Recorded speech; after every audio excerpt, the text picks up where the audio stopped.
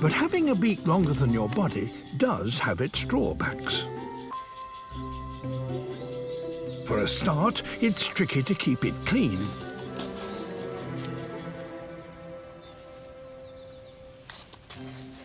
Harder still, how do you preen your body feathers?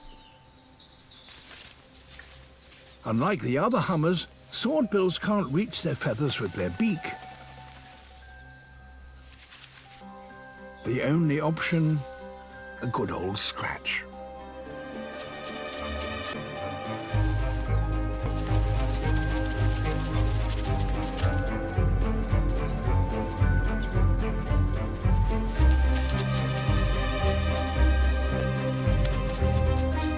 It's a little unrefined,